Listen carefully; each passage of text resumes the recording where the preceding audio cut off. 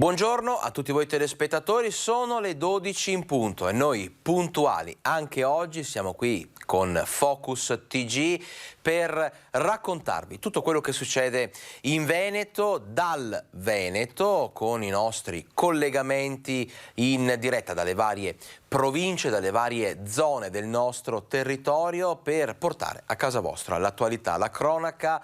Parleremo chiaramente di quelle tematiche che sono un po' sulla bocca di tutti, dal caro bollette fino alle problematiche della sanità. Torneremo a parlare della pandemia che sta finalmente concedendo una tregua, ma c'è tanto altro di cui parlare, tanto altro da andare ad analizzare insieme, tanti collegamenti in diretta con i nostri colleghi giornalisti. Saliremo in altopiano, poi insomma andremo a Padova, andremo all'università, ci sposteremo a Treviso, a Vicenza, poi di nuovo a Padova in un'altra location che scopriremo fra poco. Insomma, puntata quanto mai ricca. Apriamo questa nostra edizione di Focus TG parlando del problema legato al caro bollette, all'aumento dei costi per quello che riguarda gli esercenti, per quello che riguarda il settore dei commercianti, e andiamo a toccare quello che è un po' un nervo scoperto. Noi da tempo portiamo avanti una campagna di sensibilizzazione per ridare vita ai centri storici, ai piccoli centri cittadini di paese che insomma soffrono inevitabilmente non solo la grande concorrenza, la grande distribuzione, ma soffrono di quei problemi atavici che caratterizzano da anni, penalizzano da anni i centri storici, le attività commerciali nei centri storici. Ebbene, noi ci spostiamo adesso a Lusiana Conco in diretta con la nostra collega Chiara Gaiani. Perché? Perché sabato i commercianti proprio di Lusiana Conco hanno ideato, hanno organizzato una sorta di funerale. È una iniziativa di protesta, una manifestazione anche di sensibilizzazione per porre l'attenzione sui problemi che si vivono in quel determinato contesto. Una manifestazione che si chiama Io Spengo, ma ci racconta tutto proprio da Lusiana Conco la nostra collega Chiara Gaiani. Buongiorno Chiara.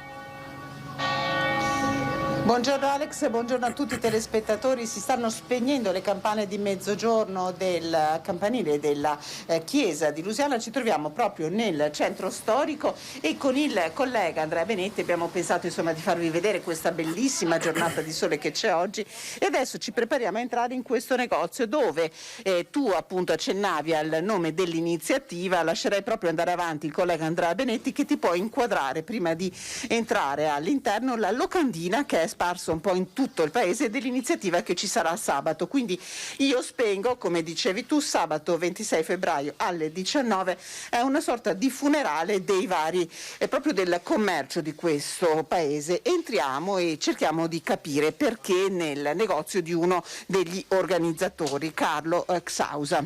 Eccoci all'interno. Buongiorno al signor Carlo Xausa, qui ci sono anche altri commercianti. Ecco, lui tra l'altro ha un ruolo all'interno dell'associazione dei commercianti di Lusiana. Sabato il funerale, che cosa accadrà proprio nella piazza da cui siamo partiti per questo collegamento sabato? Intanto vi ringrazio della vostra presenza, perché questo non fa altro che dare adito alla nostra iniziativa e crea molta solidarietà, che tra l'altro abbiamo avuto sia dall'amministrazione comunale, che ha condiviso e appoggia questa iniziativa, e anche dalla gente di Lusiana. E sabato cosa facciamo? Alle 6:30 ci sarà il funerale del commercio a Lusiana, in quanto ci sarà una cassa dove noi porteremo i ricettatori di cassa e a livello simbolico spegneremo quelle che sono le nostre attività per mettere l'accento appunto sulle difficoltà che viviamo come commercio nelle località di montagna. Ecco, io spengo perché tutte le luci che anche adesso illuminano le sue vetrine saranno spente, non solo le luci delle vetrine dei negozi, anche quelle del comune. Voi sarete in piazza con una fiaccola, Carlo? Certo, noi saremo tutti in piazza, invitiamo anche la popolazione del nostro comune appunto per per dare evidenza a questa iniziativa. E le luci delle nostre vetrine saranno spente fino al 21 marzo. Alla sera metteremo fuori delle lanterne, intanto creerà un po' un ambiente un po' più coccolo, anche suggestivo per chi arriva, per i nostri ospiti, per la nostra gente di Lusiana, ma è proprio per dare una dimostrazione anche nel tempo che abbiamo bisogno di un'attenzione alla realtà nostra del commercio. Ecco, Lusiana è un comune dell'altopiano, Lusiana-Conco, è una realtà molto particolare, quella di montagna. La signora Marina Ranzani gestisce una tabaccheria che è proprio un servizio. Uno dei problemi è il fatto che di gente qui ce n'è sempre meno. Sì. Ce n'è sempre meno, appunto, anche per queste restrizioni, perché per appunto il Covid e il Green Pass e la gente resta in casa perché ha paura, e di conseguenza ne vediamo tutti i giorni, insomma, che c'è sempre meno gente che gira. Ecco, perché Lusiana vive certo delle persone che sono qui con voi, ma vive soprattutto delle persone che arrivano in particolare nel fine settimana, dei turisti. Beh, neanche tanto, noi lavoriamo la maggior parte con i nostri clienti del territorio, dopo sì, c'è sempre qualcuno che viene sabato e domenica, però giustamente noi viviamo quel paese. Ecco, voi avete bisogno proprio di un'iniziativa che sostenga le attività e sostenga le attività della montagna. Certo, perché noi ne abbiamo proprio bisogno, noi qua della montagna ne soffriamo tantissimo. Ecco, faceva cenno prima il fratello di Carlo Xausa a dei sostegni particolari, perché diciamo che il discorso delle bollette arriva proprio come la classica goccia che rischia di far traboccare il vaso. Sì, Covid, no, per cui tutti chiusi, ma questo è stato un problema nazionale. Poi noi siamo paesi di montagna, poi adesso le restrizioni del Green Pass, poi la paura di muoversi, tensioni sul lavoro perché comunque non si trova neanche manodopera se si vuole lavorare, penso ai ristoranti, penso ai bar, a chi lavora il sabato e la domenica. Noi da 2 anni siamo in continua emergenza e adesso arriva, bene, riapriamo tutto, arriva la mazzata della bolletta dell'energia. E cosa facciamo? Ci troviamo veramente in difficoltà e chiediamo cosa? Faccio un esempio banale, anche il transato con i POS e le carte di credito.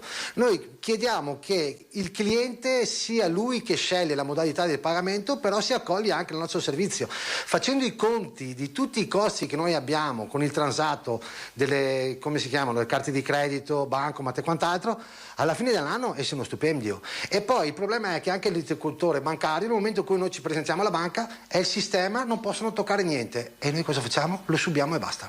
Ecco, questi sono tutti i problemi che verranno evidenziati sabato pomeriggio. Sarà in piazza anche il sindaco di Lusiana Conco, proprio al loro fianco. Mi diceva questa mattina che sono circa una settantina i commercianti del territorio.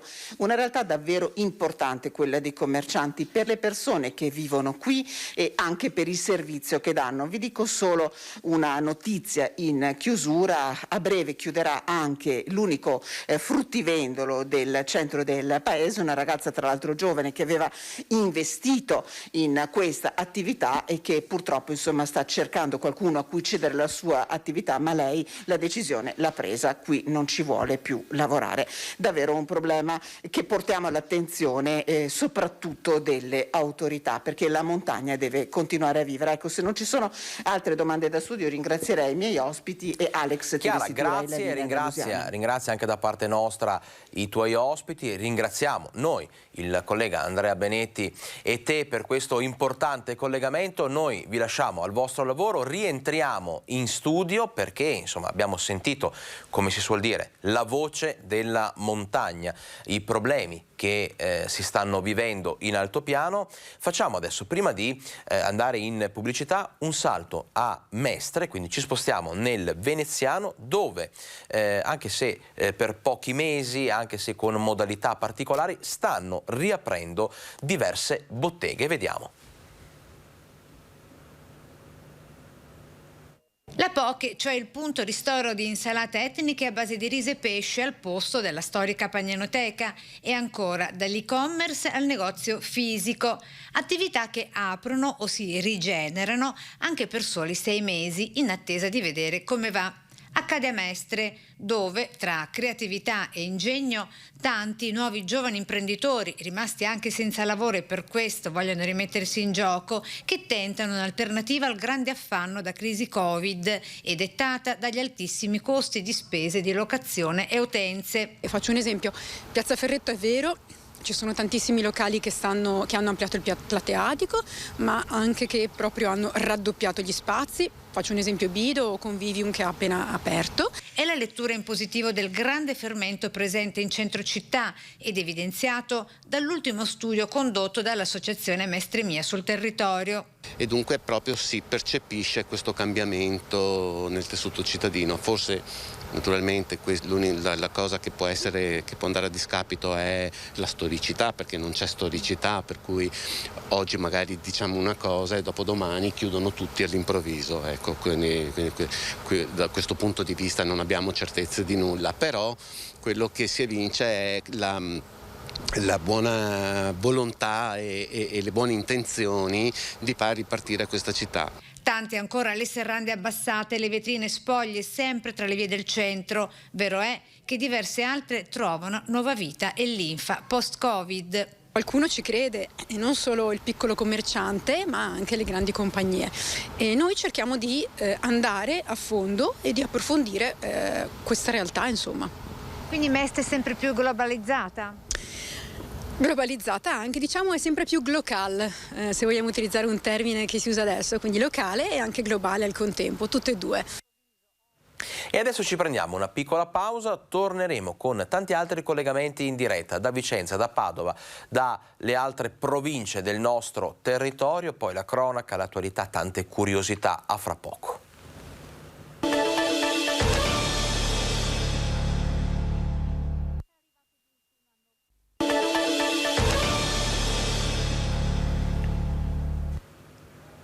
Rieccoci in diretta, Focus TG, sono le 12:14. Ebbene, come vi avevo annunciato, adesso ci spostiamo direttamente a Vicenza dal nostro collega Daniele Garbin, quindi dopo la voce della montagna che ci ha raccontato Chiara Gaiani con le problematiche del centro storico di Lusiana Conco, adesso un po' di cronaca da Vicenza. Daniele, buongiorno, ben trovato.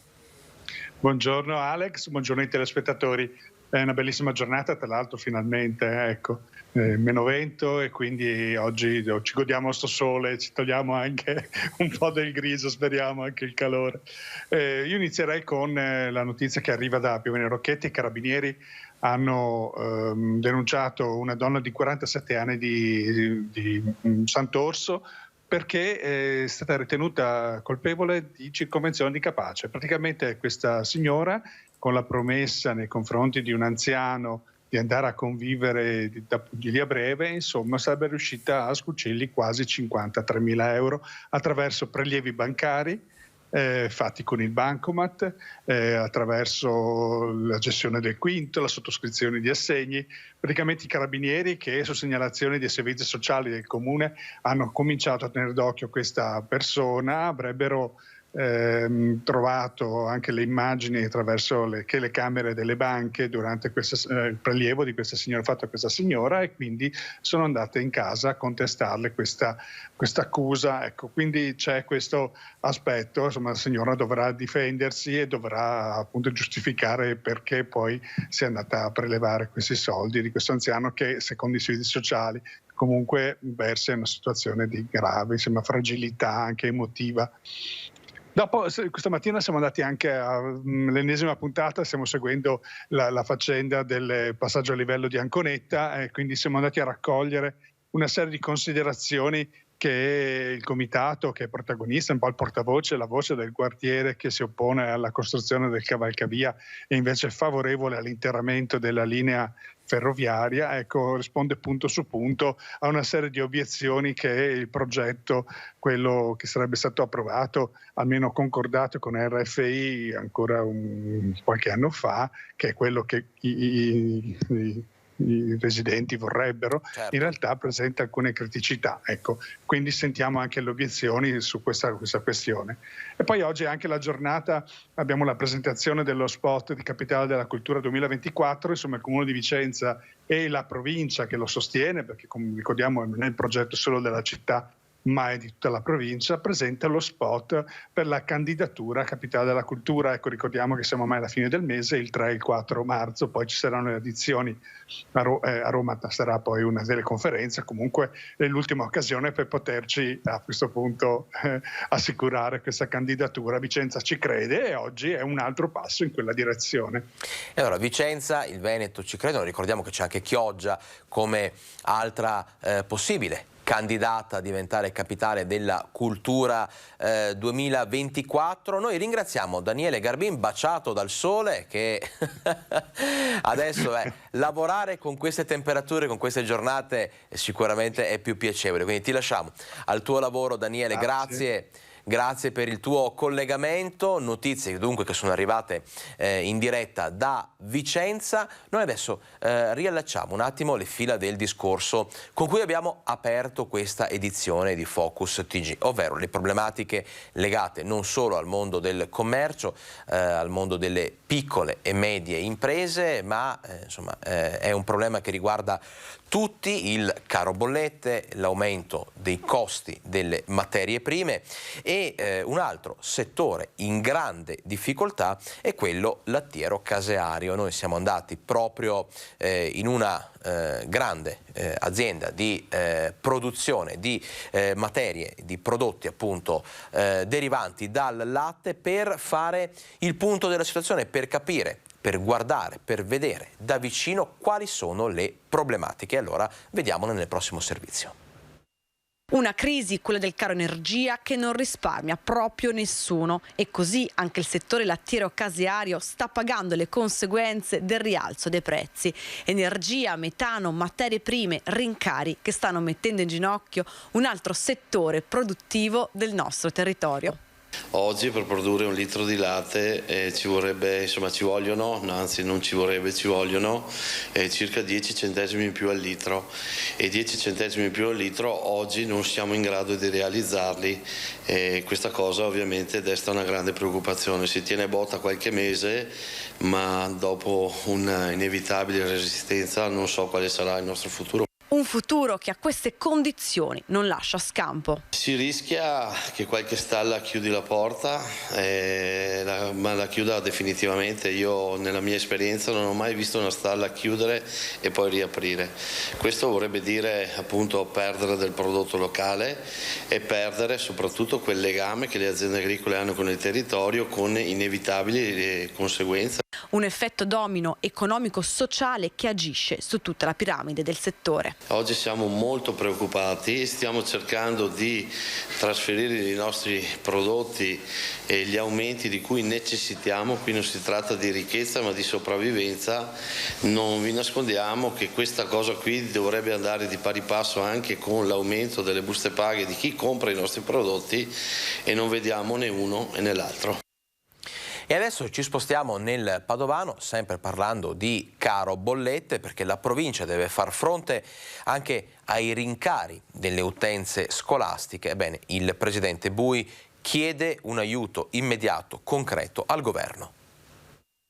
I rincari delle bollette preoccupano non solo le aziende e le famiglie. A fare i conti con questa nuova emergenza anche i sindaci, che in più occasioni hanno voluto dare un segnale spegnendo le luci dei palazzi. Il presidente della provincia di Padova, Fabio Bui, deve anche risolvere il nodo delle scuole con tutti gli istituti superiori. Impossibile spegnere le caldaie e lasciare le classi al freddo. Bui chiede che venga trovata una soluzione per il futuro, perché rispetto al 2021 le bollette di energia delle scuole rischiano di raddoppiare il loro importo. Nell'immediato di puntare sul solare, sul green, però non basta. Probabilmente dobbiamo recuperare anni e anni di no detti che nei prossimi mesi, anche in virtù delle tensioni geopolitiche attuali, vanno riviste, ma riviste subito con una prospettiva lunga. I contributi servono, ma sono contributi dell'oggi. Per Bui gli aiuti del governo non devono essere pezze per tamponare l'immediato, ma interventi che agiscano sul lungo periodo per dare una mano ai comuni. Si stanno trovando tutte le soluzioni, provando le soluzioni per risparmiare, perché altrimenti, come dicevo, i servizi vanno tagliati. Io spero che il governo dia delle indicazioni strutturali e non solo di contribuzione. Con l'assistenzialismo non è mai andato avanti nessuno, dobbiamo dare soluzioni strutturali quindi alla politica energetica italiana. E i venti di guerra fra Russia e Ucraina preoccupano non solo per chiaramente la salute, l'incolumità dei cittadini, per le ripercussioni socio-economiche internazionali, ma anche locali, perché insomma sono tante le imprese del Veneto che insomma hanno attivato un campanello d'allarme. Quali sono i rischi concreti per i nostri imprenditori? Quali sono i possibili scenari? Li scopriamo, li analizziamo nel prossimo servizio. Preoccupazione, io spero che alla fine si trovi la quadra. Si sono attivate molte realtà internazionali con questo ruolo di mediazione, di voler fare i mediatori internazionali, e spero vivamente che l'ostinazione e a volte anche la poca lucidità non porti a vedere nascere un nuovo conflitto bellico.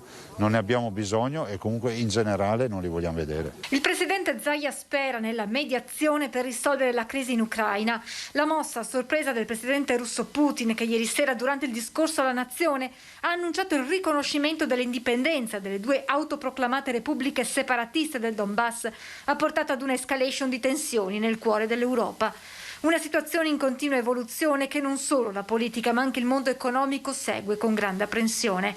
Le conseguenze su famiglie e imprese potrebbero essere pesantissime. La Germania e l'Italia sono le due maggiori potenze manifatturiere d'Europa e sono quelle che hanno da perdere di più. Sono i paesi anche che maggiormente dipendono dalla Russia in termini energetici, è inutile nasconderlo. Le prime sanzioni, quelle di qualche anno fa, hanno avuto un impatto molto importante. Adesso ci stavamo riprendendo e purtroppo si ricade. Oltre che poi a quelle che sono le conseguenze di queste tensioni che vanno a gravare sul caro bolletta. Ucraina e Russia sono due partner commerciali dell'Italia e delle imprese venete cruciali per molti settori. Con la Russia noi esportiamo quasi 1 miliardo di euro come Veneto e con l'Ucraina siamo sull'ordine dei 260 milioni. E più settori sono interessati, cioè dal settore calzaturiero all'abbigliamento, al settore agricolo, al settore del metalmeccanica. Quindi ci sono settori anche strategici per la nostra economia. Che per esempio anche in Russia l'occhialeria vende molto. Io l'altro giorno ero fuori con un grosso imprenditore veneto che mi ha proprio detto: io sono preoccupato perché se succede qualcosa in Russia noi abbiamo grosse produzioni che vanno proprio in Russia. L'aumento di costi di gas ed energia insieme a quelli di materie prime come mais e grano rischiano di gravare anche sul mondo dell'agricoltura. Le sanzioni internazionali che vanno a toccare quello che è un po' il granaio d'Italia potrà anche essere il granaio del mondo, non d'Italia, potrà essere anche assolutamente collegato a dei riflessi sul valore delle materie prime agricole, non ultime le granaglie e le commodities in genere. La pagina sanitaria con il report giornaliero dei contagi, tante notizie di cronaca, attualità, collegamenti dal territorio, tutto questo fra 2 minuti a Focus TG.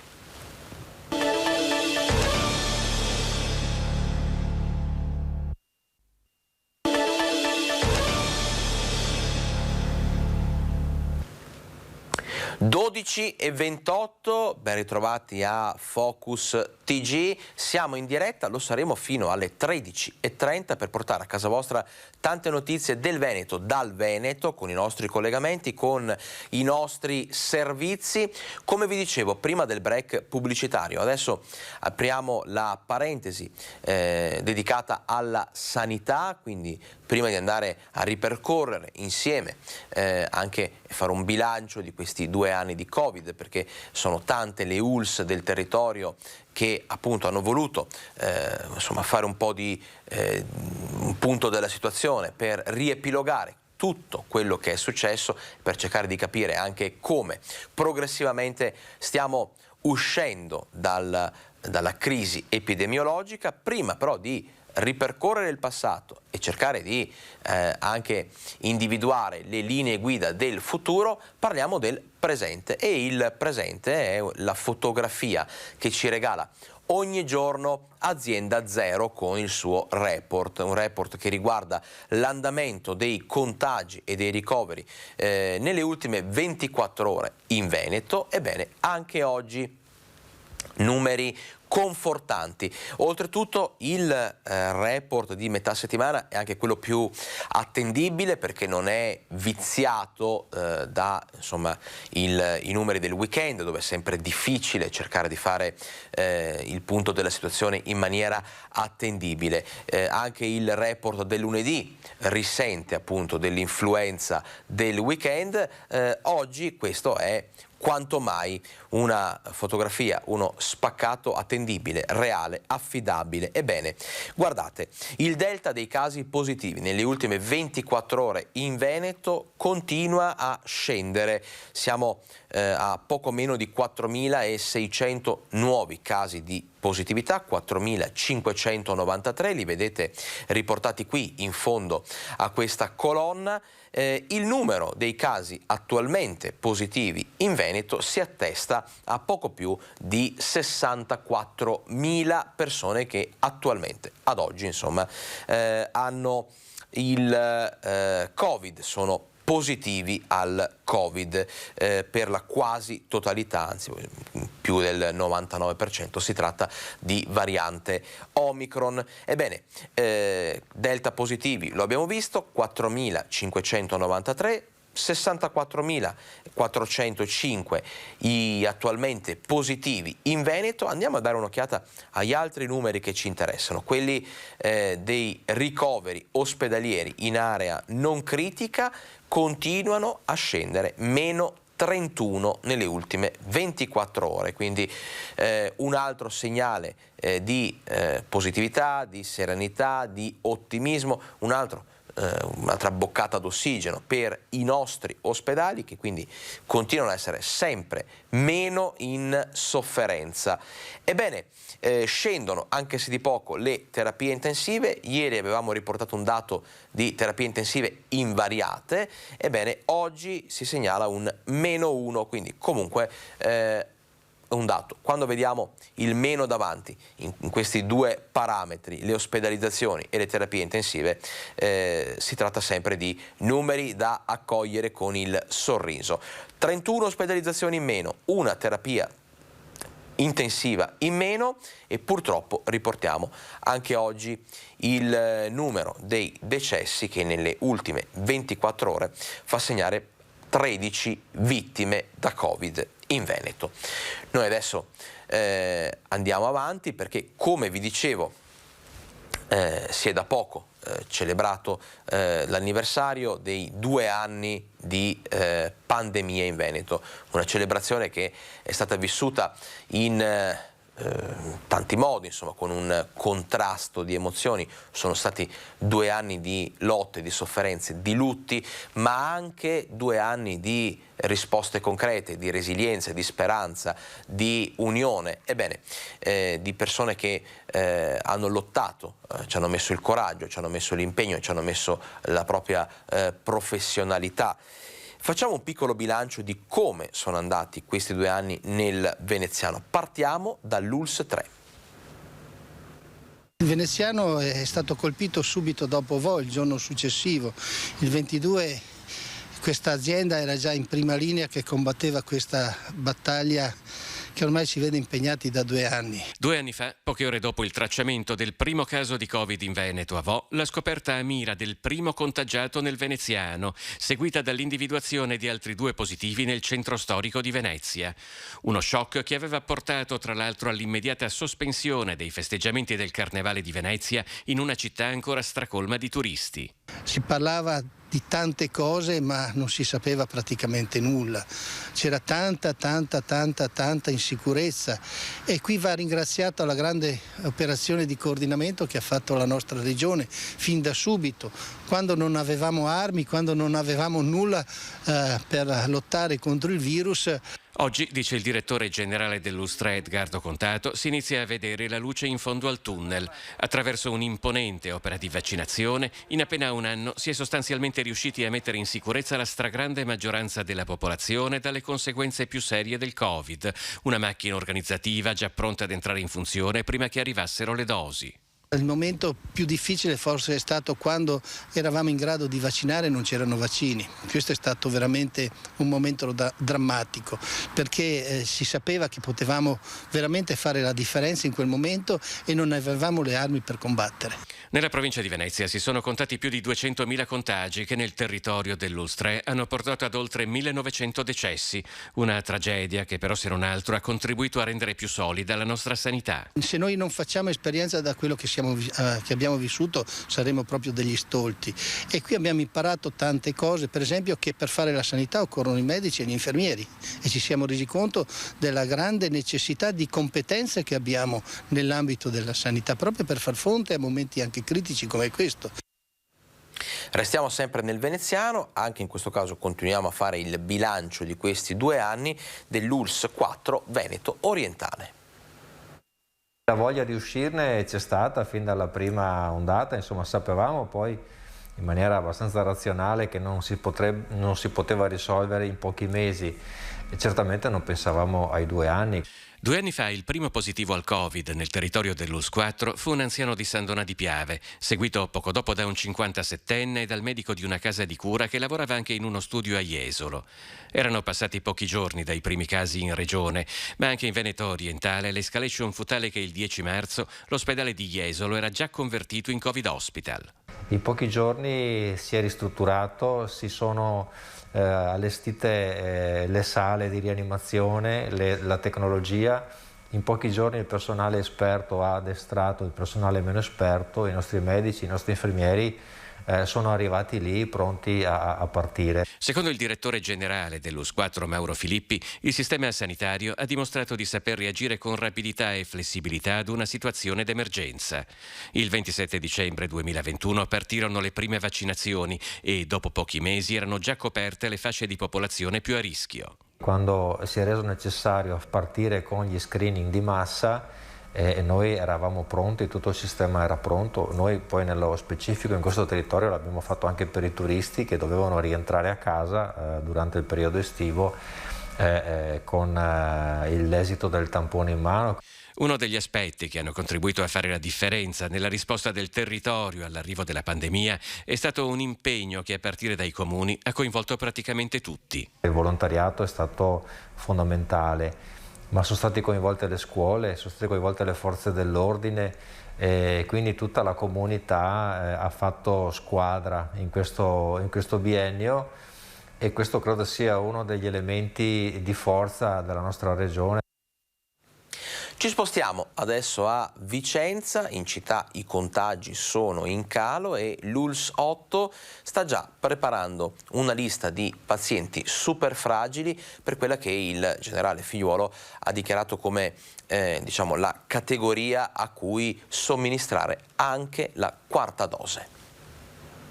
Covid, contagi in discesa, ma la pressione ospedaliera al San Bortolo di Vicenza continua a farsi sentire, registrando il primato in regione con 65 ricoveri in area non critica, 6 più di ieri e 3 in terapia intensiva. In particolare nei ricoveri ordinari Covid positivi l'impatto è ancora notevole, mentre è calato notevolmente nell'area critica, quindi rianimazione, perché i ricoverati sono veramente pochissimi e anche negativizzati. Diciamo che l'impegno ospedaliero, soprattutto per questa ULSS, rimane ancora di una certa entità. Chiaramente il trend però è in discesa, in miglioramento.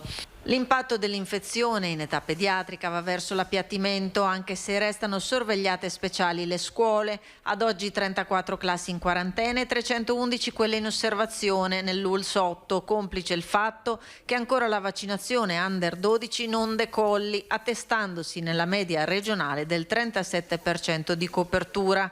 Intanto l'annuncio del generale Figliuolo sull'avvio della quarta dose per i super fragili a partire da marzo. Platea ristretta che nell'ambito territoriale dell'ULSS 8 riguarda circa 2000 pazienti di cui si stanno individuando le liste tramite il reparto di afferenza da cui saranno chiamati direttamente.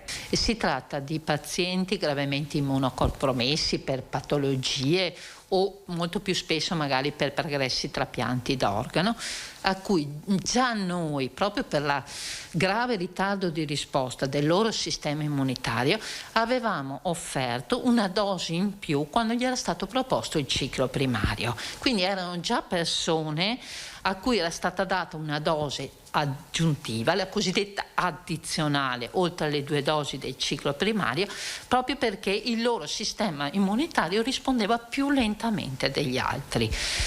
In questo momento si è valutato dal punto di vista tecnico-scientifico l'opportunità di offrire la cosiddetta quarta dose, che però in questa fascia di popolazione ristretta funziona come una dose booster.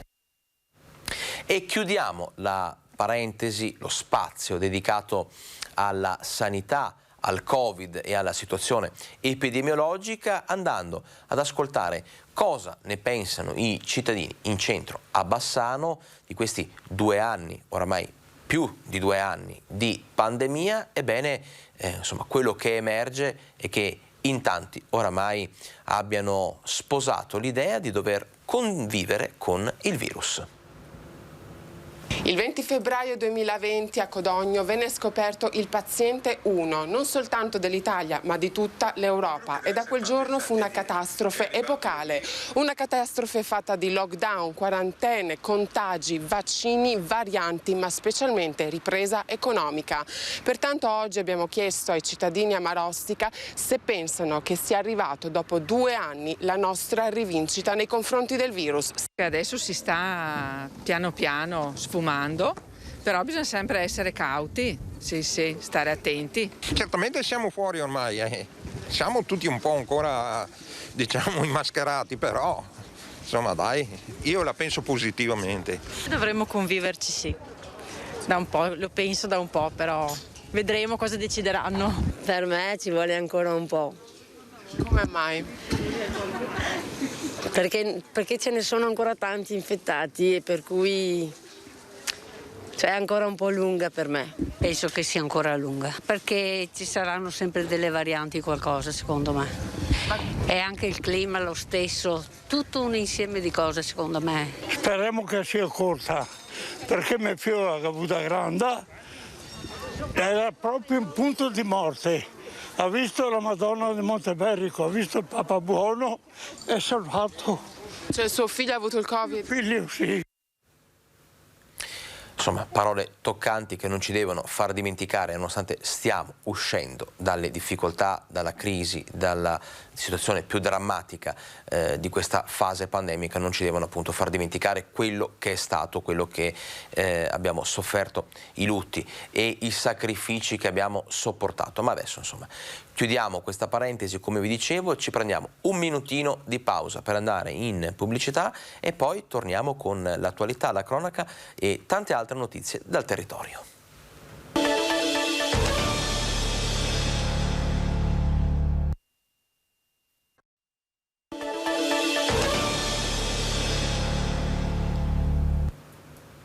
Focus TG, ben ritrovati, sono le 12:49, noi siamo in diretta e adesso dal nostro studio ci spostiamo a Padova, dove vedo collegata con noi la nostra collega Valentina Visentin con un ospite. Insomma, continuiamo a parlare di sanità. Valentina, ben trovata, a te la linea. Ben trovato Alex, sono qui all'esterno dell'azienda ospedaliera di Padova, con me c'è il professor Stefano Merigliano, presidente della Scuola di Medicina di Padova, nonché direttore dell'unità di chirurgia dell'azienda ospedaliera. Oggi, a 2 anni dall'inizio della pandemia, è stato fatto il punto dei ricoveri, delle cure, purtroppo anche dei decessi che ci sono stati qui in azienda ospedaliera, ma è stato soprattutto il momento per ringraziare i tanti medici, tutti i medici che si sono spesi e che sono stati in prima linea in queste 4 ondate del virus. Farei proprio spiegare al professor Merigliano come è cambiato il virus, quanto avete imparato a conoscerlo in questi 2 anni, professore. Intanto abbiamo imparato tantissimo.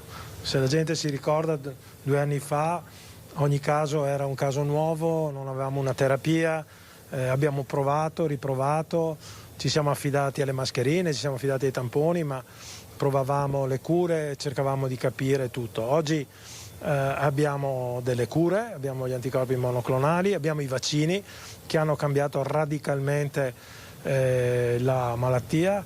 Un anno fa di quest'epoca avevamo 300-400 positivi, oggi ne abbiamo 10-15.000, siamo arrivati a 20.000 perché facciamo più tamponi, perché facciamo più prevenzione, ma i numeri in ospedale sono nettamente minori, quindi abbiamo imparato tanto. E questo è stato soprattutto merito dei vaccini, lo diciamo, lo ribadiamo per gli scettici, quanto è stato importante il vaccino per alleggerire la pressione nelle terapie intensive, perché a fronte di forti numeri, di grandissimi numeri di contagi che abbiamo visto nei mesi di dicembre e gennaio, con contagi qui solo nella provincia di Padova oltre 3.000 persone ogni giorno, le terapie intensive però hanno sempre resistito e hanno avuto anzi meno ricoveri rispetto al 2021.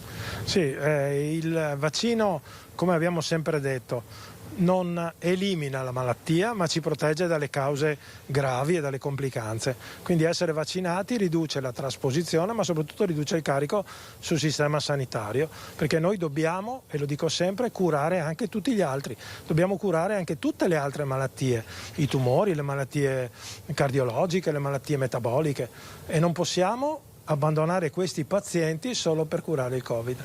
E infatti proprio a questo proposito è giusto ricordare che l'attività chirurgica nell'anno 2020, l'anno proprio del Covid, dell'esplosione del Covid, non si è mai fermata, ha avuto solo una leggera flessione, ma sono stati garantiti tutti gli interventi qui a Padova. Sì, devo dire che abbiamo visto l'altro giorno i dati. Siamo sostanzialmente sui numeri del 2019, l'anno pre-Covid, che era stato tra l'altro un anno importante. Abbiamo aumentato la complessità, come è stato visto anche in altre interviste, il numero dei trapianti, il numero di interventi oncologici ha assolutamente retto. Dobbiamo forse recuperare un po' sulla piccola chirurgia, che può non essere salvavita, però può voler dire qualità di vita, e quindi è importante. In chiusura, Alex, farei un ringraziamento doveroso a tutti i medici ma anche a tutti gli specializzandi che durante la pandemia sono stati impiegati, anche gli studenti del 4-5 anno di medicina, perché anche il loro contributo è stato fondamentale. Come abbiamo visto, Padova è sede della scuola di medicina, noi ogni anno laureiamo 600 medici, laureiamo centinaia di infermieri o di professionisti della sanità. In questi anni abbiamo continuato perché c'era bisogno, ma contemporaneamente loro stessi hanno voluto essere parte di questa attività e sono stati una parte importante. In chiusura il focus sull'andamento dell'epidemia nel Padovano, circa 900, poco più di 900 contagi nelle ultime 24 ore, ma il tasso di positività di incidenza nei tamponi è al 4%, quindi si è ridotto notevolmente rispetto alla settimana scorsa, ed è calata la pressione sia nei reparti di area medica che quelli più gravi come la semi-intensiva e la terapia intensiva. Da Padova è tutto, Alex, restituisco la linea allo studio. E allora noi ringraziamo Valentina Visentina, nostra collega, e il suo ospite, un collegamento che ci ha dato la possibilità di avere altre informazioni, altri dati, un'altra fotografia attuale di quella che è insomma la situazione legata alla sanità nella nostra regione. Continuiamo a parlare in un certo qual modo di tematiche vicine al mondo della sanità, anche se insomma qui parliamo di quello che è insomma la nostra vita di tutti i giorni, di quelle che sono le regole, le restrizioni, di quello che saranno poi le possibili, sempre più probabili aperture, concessioni da fine marzo in poi, insomma, quando molto presumibilmente avrà termine lo stato d'emergenza. Ebbene, di questo ne ha parlato proprio ieri il governatore Luca Zaia, che appunto non vede come lo stato d'emergenza si possa procrastinare ulteriormente dopo il 31 di marzo, parlando anche della progressiva tendenza a sparire del Green Pass. Vediamo.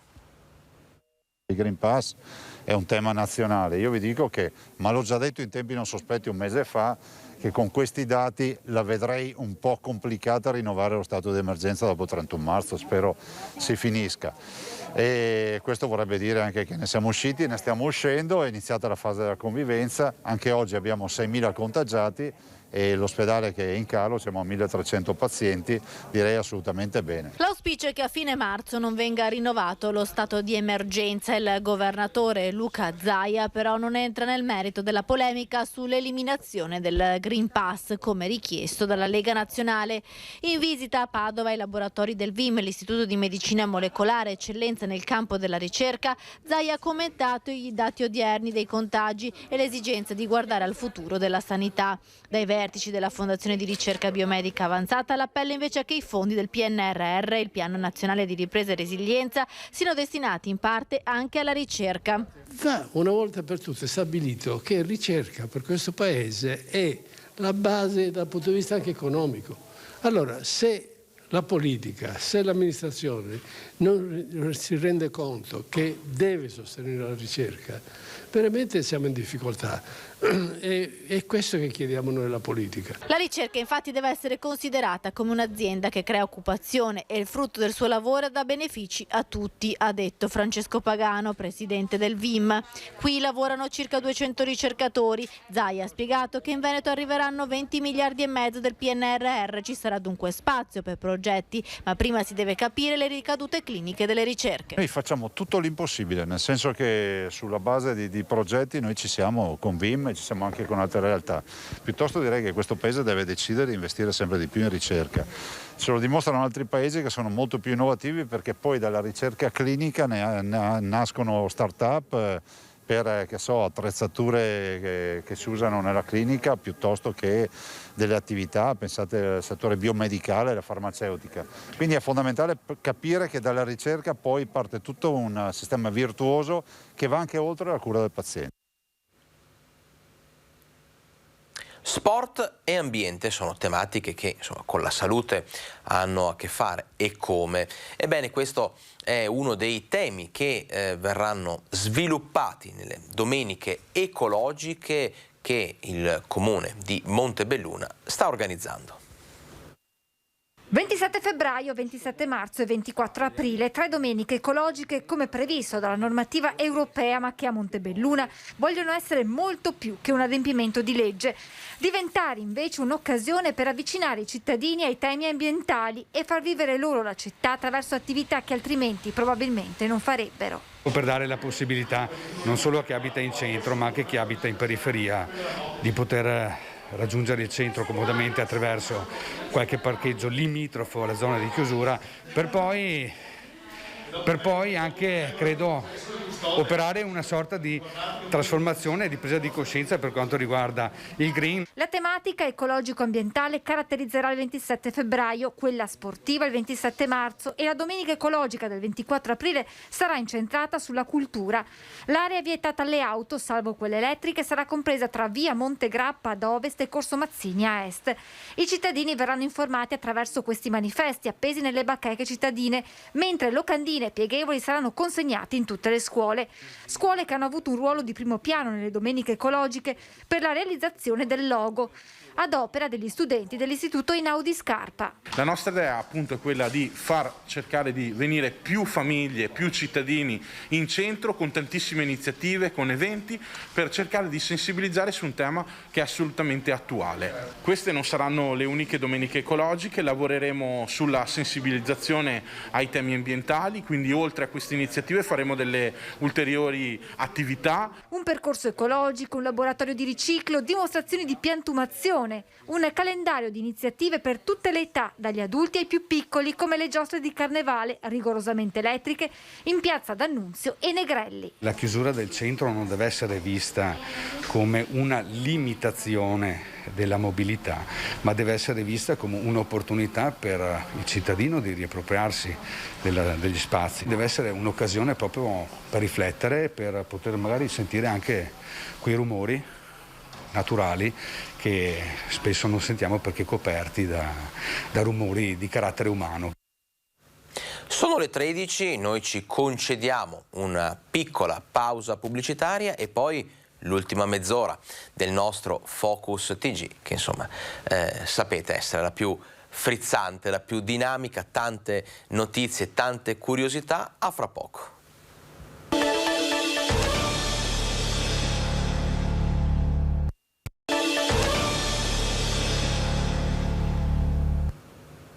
Sono le 13:03, noi siamo in diretta, lo saremo per altri 27 minuti, fino alle 13:30 per continuare a raccontarvi quello che è successo e quello che sta succedendo in Veneto. Ebbene, oramai lo sapete, la parte finale del nostro Focus TG è ricca di notizie, spaziamo un po' da un argomento all'altro, parliamo adesso di cultura, parliamo di teatro, perché insomma è stato un successo, è stata un successo la prima delle serate a Treviso del Casanova di Red Canzian, un'opera a cui ha assistito anche come spettatore il governatore Luca Zaia, un'opera a cura appunto dell'ex bassista dei Pooh, che insomma sappiamo tutti ha avuto dei problemi di salute, quindi la giornata di ieri ha segnato anche il suo ritorno sulle scene, sul palcoscenico. Commovente l'abbraccio e l'applauso che ha ricevuto. Vediamo tutto nel prossimo servizio. La prima domanda che ti fa tutto il nord-est che ti sta guardando in diretta è: Red, come stai? Guarda, ringrazio il cielo, sto bene e ne sto uscendo. È stato un percorso molto lungo che continuerà ancora, perché avrò, una volta fuori dall'ospedale ai primi di marzo, avrò ancora 2 mesi di cure antibiotiche, però sto bene, cammino, ragiono, penso, parlo, mi emoziono, piango come prima quando ho visto i miei performer dopo 2 mesi che non li vedevo. Non sono riuscito a tenere le lacrime, perché era come rivedere dei figli che hanno dato tanto in questo periodo, perché anche se non c'ero mi raccontavano quello che succedeva e ogni sera è successa una magia su questo palco. Ecco, parliamo di questo Casanova, finalmente lo vedi, finalmente è il tuo momento. Qual è l'emozione che senti dentro il cuore per questa cosa che hai costruito passo dopo passo e nonostante tutto e nonostante tutti? Ma guarda, è quasi indecifrabile, c'è addirittura un senso di paura, di riverenza, di rispetto, perché non ho potuto seguirlo fino al giorno che è andato in scena, che ha debuttato, perché io sono entrato in ospedale il giorno che cominciavano le prove generali. Ogni tanto la vita ci fa qualche brutto scherzo e non possiamo far nulla se non accettarlo e cercare di rifarci. E adesso mi rifarò godendo stasera dello spettacolo, ma soprattutto godendo di quello che la gente, i giornalisti, i tuoi colleghi hanno detto di questo lavoro, che parlano di colossal, di lavoro mai visto prima, che erano anni che non si vedeva uno spettacolo così curato. E il discorso è molto semplice, abbiamo lavorato tanto. Senti Red, a farti onore, questa sera ci sarà anche il governatore Zaia a vedere lo spettacolo, l'emozione nell'emozione. Sono felicissimo, lui è sempre stato informato, ogni tanto quando mi vedeva mi diceva: come andiamo con Casanova? Io ho detto: alla grande, e stasera che sia qua lui a vederlo, beh, è una gioia grande. Lui, come tutti gli amici che mi hanno aiutato, perché a mettere in piedi questo spettacolo sono serviti grossi investimenti, e ho trovato amici meravigliosi che mi hanno aiutato. L'ultima domanda, perché sappiamo che sei un po', come dire, provato. Cosa vuoi dire a quelle persone che ti stanno guardando dall'ospedale che ti ha accolto tutti questi mesi? Sia personale sia pazienti. Guarda, io posso solo che dire grazie a come queste persone portano avanti non il loro lavoro, la loro missione, perché credimi che c'è un punto in cui gli obblighi professionali potrebbero anche finire, ma il loro cuore li manda oltre quell'ostacolo, e io ho trovato della gente fantastica, dalle assistenti all'infermiere, dai medici al dottore che mi ha operato, che stasera vede lo spettacolo insieme a me, poi rientriamo in ospedale chiaramente, e posso solo che complimentarmi per l'eccellenza della sanità veneta, perché io credo che come trattano, ma non me perché sono anziano, io ho visto come trattano tutti, c'è una pazienza, un amore anche con gli anziani, una cura, ecco proprio il concetto di cura, ho avvertito il concetto di questa gente che si prende cura di te ed è bellissimo. E a proposito di arte, a proposito di musica, prende finalmente il via il restauro del Conservatorio Pollini in centro Padova. Il Conservatorio Cesare Pollini esiste dal 1878. Oggi ospita oltre 700 studenti e quasi 100 docenti. L'attuale sede di via Eremitani venne dichiarata provvisoria 51 anni fa. Finalmente sarà restaurata grazie a un accordo tra il Comune di Padova, Intesa San Paolo e il Conservatorio stesso. L'acustica delle aule verrà migliorata sia all'interno che nell'isolamento acustico. Nuovi pavimenti, gli infissi interni e esterni, saranno rifatti gli impianti termici e di condizionamento. Sarà sistemata la scala monumentale che collega i vari piani, quella esterna e il cortile. L'edificio verrà adeguato alle norme antisismiche e nel superamento delle barriere architettoniche, con l'installazione di un ascensore di grande capienza che permetta lo spostamento anche di strumenti musicali ingombranti. 1.800.000 euro li metterà la banca, come ha confermato il consigliere delegato di Intesa San Paolo Carlo Messina, intervenuto in videocollegamento alla presentazione del progetto.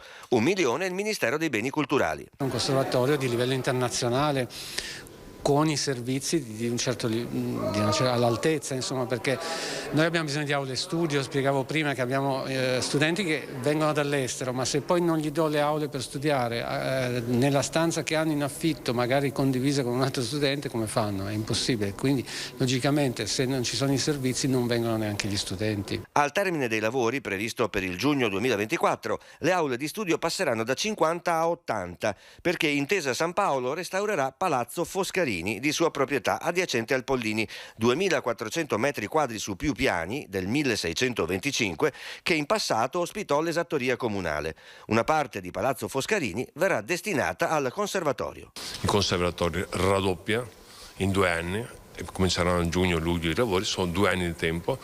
Ne nascerà un conservatorio al passo coi tempi, se sentito in termini tecnici, come lo spiegava prima il direttore, verrà veramente un grande conservatorio e potrà essere fatto anche, potranno arrivare altri musicisti.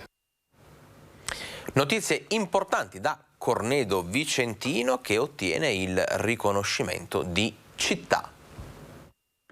Giornata storica per Cornedo Vicentino, che ottiene il titolo onorifico di città. Dopo un iter di 5 mesi la consegna ufficiale in prefettura del decreto del Presidente della Repubblica che lo attesta, dopo il vaglio della proposta e delle motivazioni da parte del Ministero dell'Interno. È un segno di rinascita, a mio avviso, è sintomatologico il fatto che arrivi proprio in questo periodo storico in cui vediamo la luce in fondo al tunnel da questo incubo che ci ha attanagliato in questi anni, e il titolo di città è forse per la mia comunità, per i cornedesi, un momento veramente di svolta e di rinascita e di ripartenza. Titolo che di fatto non cambia le carte in tavola, non conferisce poteri o funzioni, ma qualifica la comunità e ne riconosce il rilievo storico e socio-economico, anche in prospettiva futura, in linea con i progetti che trasformeranno Cornedo di qui al 2030, rendendo la città anche nell'urbanistica. Sicuramente oggi il titolo di città permetterà al Comune di Cornedo di diventare sempre più un punto di riferimento per tutta la vallata del Lagno, anche in una prospettiva futura che vedrà comuni comunque di dimensioni medio-grandi avere comunque delle professionalità importanti, in modo da dare risposte celeri ai cittadini. Un titolo, quello di città, che viene concesso ai comuni insigni per ricordi, monumenti storici o per l'attuale importanza, e che Cornedo, poco più di 12.000 abitanti, posto nella vallata del Lagno, ha conquistato grazie al patrimonio che vanta, dall'origine nel Neolitico alle ville e chiese che ospitano importanti opere pittoriche, al paesaggio. Cornedo peraltro è una delle città, quindi il comune, che sta sostenendo la candidatura di Vicenza a candidata italiana per la cultura per il 2024, e quindi ringrazio anche Cornedo di questo supporto. Tra i comuni che più di recente nel Vicentino sono diventati città campeggiano Arzignano nel 1964, Valdagno nel 1995 e nel 2021 Camisano Vicentino. Ricorderete il caso della senologia del San Bassiano, un caso che dalla città di Bassano è approdato in Consiglio regionale, ha dato il via a un duro botta e risposta fra il vicepresidente del Consiglio regionale Finco e l'assessore alla sanità regionale Manuela Lanzarin. Ricorderete tutti le polemiche e la preoccupazione delle pazienti di senologia per la scelta del direttore generale dell'ULSS 7 Pedemontana Carlo Bramezza di sopprimere l'unità chirurgica del San Bassiano a favore di quella presente a Sant'Orso. Una decisione che, appena resa pubblica da noi di Rete Veneta, ha immediatamente formato un ampio coro di dissenso. Sindaci, politici e cittadini uniti, per una volta senza bandiere politiche o di partito. A metà gennaio il vicepresidente del Consiglio regionale Nicola Finco aveva presentato un'interrogazione e una mozione che sono finite direttamente sulla scrivania del governo veneto. Oggi la vicenda è stata oggetto di discussione. Com'è andata? Ecco un estratto del Consiglio regionale. Dalla sera alla mattina, con un atto aziendale, il direttore generale ha cancellato una struttura prevista dalla programmazione regionale. Siccome hanno insegnato al sottoscritto negli ultimi anni che la programmazione la fa il Consiglio regionale e questa è una legge che ha previsto il Consiglio, che poi è stata anche questo documento è stato approvato e validato anche dalla Giunta regionale, mi chiedo come possa un direttore generale cancellare così la programmazione fatta dal Consiglio regionale. E fin qui il motivo che ha spinto il vicepresidente Finco a presentare l'interrogazione. Ecco adesso la risposta dell'assessore alla sanità Manuela Lanzarin. Gli ultimi dati raccolti dalle attività svolte da tali strutture nell'anno 2021 hanno evidenziato una forte crescita per l'ospedale di Sant'Orso e una netta diminuzione per il presidio di Bassano, motivo per cui l'azienda USL 7 ha proposto di centralizzare gli interventi chirurgici presso la sede della Breast Unit.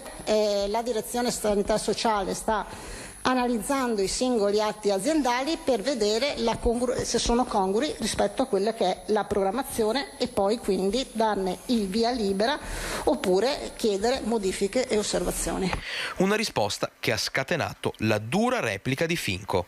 Un direttore generale, quando fa delle scelte che riguardano il territorio e quando fa delle scelte che riguardano la programmazione fatta dal Consiglio regionale, deve avere la decenza di convocare la parte politica, di spiegargli determinate situazioni e dopo di conseguenza adottare determinate strategie. Mentre un tempo i direttori generali avevano una certa, anche attenzione e coinvolgevano la parte politica in determinate scelte, oggi qualcuno mi sembra un po' un despota che decide al di là della politica. Per me la politica ha ancora un valore, la politica decide, programma e i tecnici fanno l'attuazione delle scelte della politica. Quindi qual è il risultato finale?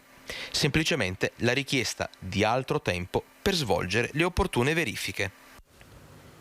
Caos e centinaia di persone in fila al distretto di Romano Dezzellino per il cambio del medico. Pochissimi hanno ottenuto il documento, tanti sono stati invece mandati a casa dopo ore di attesa e questo ha portato il sindaco di Rossano Veneto, Morena Martini, a un duro sfogo.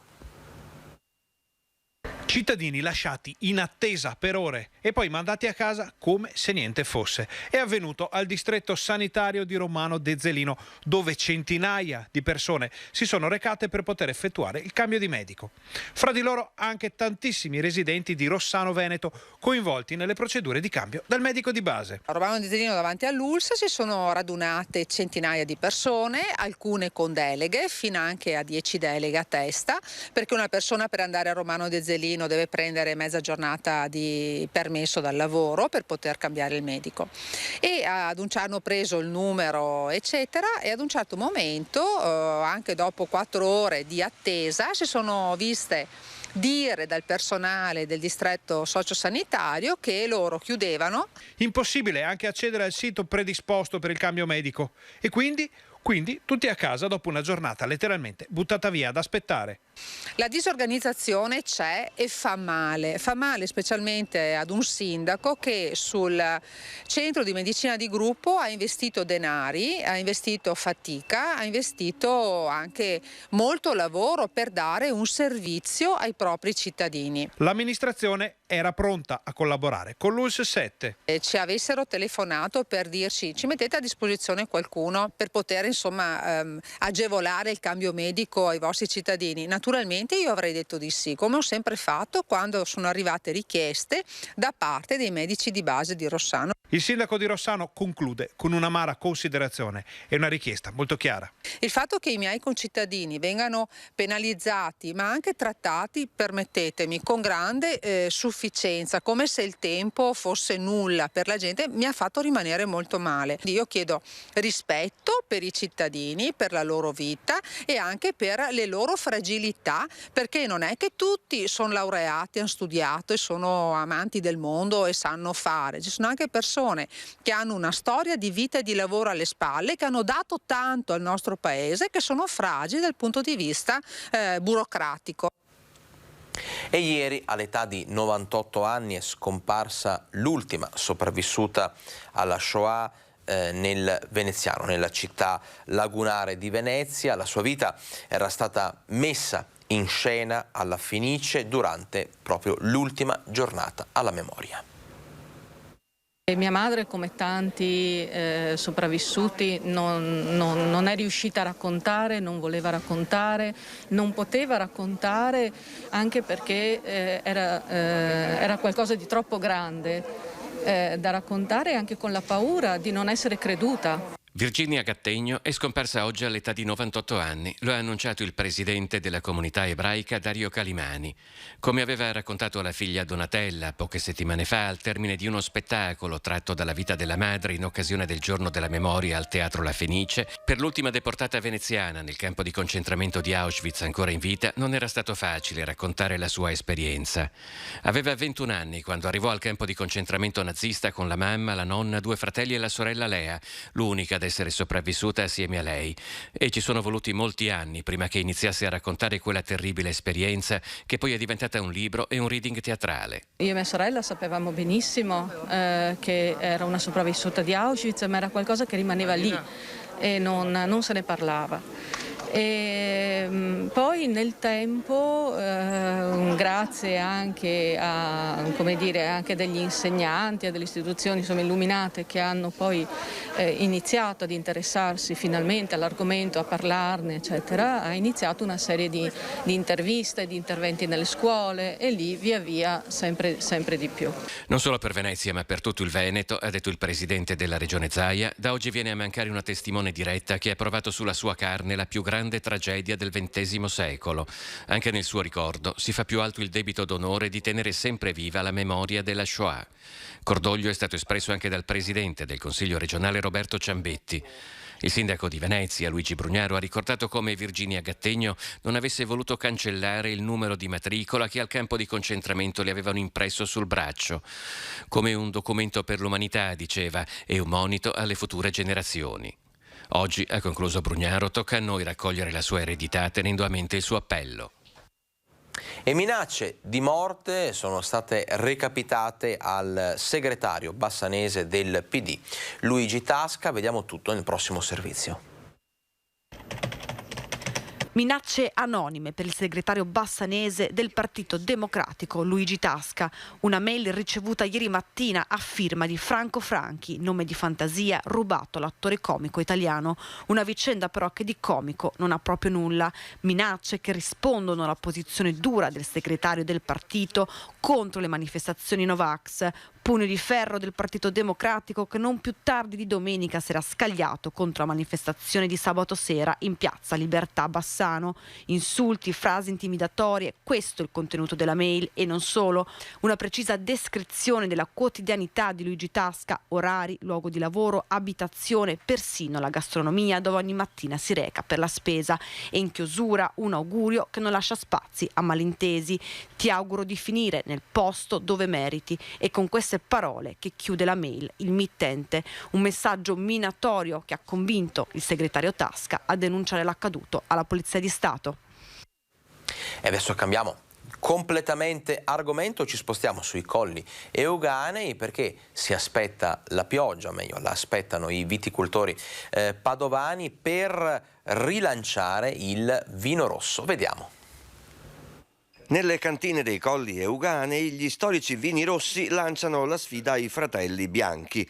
Merlot, Cabernet, Rosso dei Colli, Carmener porteranno in etichetta le caratteristiche della precisa zona degli Euganei nella quale è stata coltivata l'uva: nord, sud, ovest, est o centro. Il nome del vino non cambia, variano però le condizioni climatiche delle aree in cui vengono prodotti i grappoli e quindi le sfumature finali. Anche il consumatore lo saprà. Noi siamo in un'area dove dal 1850 si coltivano vitigni francesi Merlot e Cabernet. C'è chi produce questi vitigni in purezza e c'è chi invece le fa in assembramento. Per noi è il Colli Euganei rosso, che è forse l'espressione migliore, almeno a mio giudizio. Problema acqua. In questi mesi la vite è in fase vegetativa zero e ne assorbe pochissima. Per la grande scarsità di precipitazioni invernali, nelle prossime primavera e estate, i viticoltori staranno metaforicamente con gli occhi al cielo, oppure allo smartphone, in attesa della pioggia. Per il sistema viticolo il problema dell'acqua sarà quando andremo verso i mesi caldi, quando saremo in piena fase di ingrossamento dell'uva, che c'è la necessità di acqua, e questo sarà un problema se non ci sarà un recupero. Ci spostiamo adesso nel bellunese per parlare di Olimpiadi. Perché? Perché il presidente degli industriali, Berton, denuncia una profonda mancanza di attenzione per il territorio bellunese, in quanto insomma è venuto a scoprire che la variante di Cortina e di Longarone sarà pronta addirittura nel 2028. La bandiera olimpica è sbarcata in Italia, stretta tra le mani dei sindaci di Milano e Cortina. Il traguardo dei Giochi Olimpici Invernali del 2026 dunque è sempre più vicino. Si lavora su più fronti per essere pronti davanti agli occhi del mondo. Nelle ultime ore è stato approvato l'accordo di programma per la riqualificazione di una delle opere simbolo delle Olimpiadi Milano-Cortina, la pista da bob Eugenio Monti. Ma c'è un capitolo che riveste un ruolo fondamentale ed è quello delle infrastrutture, lo sbocco a nord e la mobilità intervalliva, le priorità. Ma ci sono altre opere in cantiere che rischiano di non vedere la luce entro il 2026.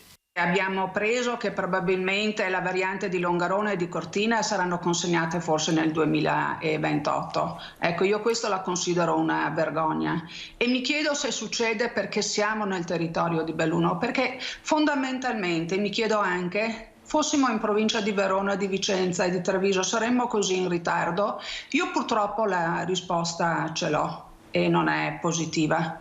Un'analisi amara, quella della numero uno degli industriali bellunesi, di fronte a risorse che oggi rispetto al passato sono a disposizione del territorio ma che hanno bisogno di una programmazione.